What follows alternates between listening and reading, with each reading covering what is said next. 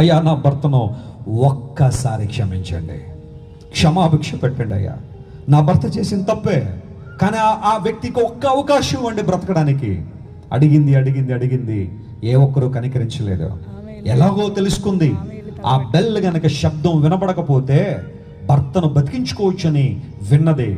ఆ ఉదయకానే వెళ్ళింది, చర్చి గోడలన్నీ పైకెక్కింది. ఎక్కడైతే ఆ బెల్ ఉందో ఆ లోపలికి వెళ్ళి ఆ గంటను గట్టిగా పట్టుకుంది యవనస్తురాలు. తన జీవితంలో ఒకే ఒక ఎయిమ్, తన భర్త బ్రతకాలి. ఒక్కొక్క గంట లాగుతుంటే ఈ వెళ్ళి ఆ గంట గోడలు తగులుతుంది. అలా తగిలిన చోట బద్దలైపోతుంది దేహం, రక్తం కారిపోతుంది. 1, 2, 10, 20, 30 ఓపిక లేదిక. చివరి 2 బెల్స్ ఆమె ఓపిక పట్టగలిగితే భర్త బ్రతుకుతాడు అనుకుంది.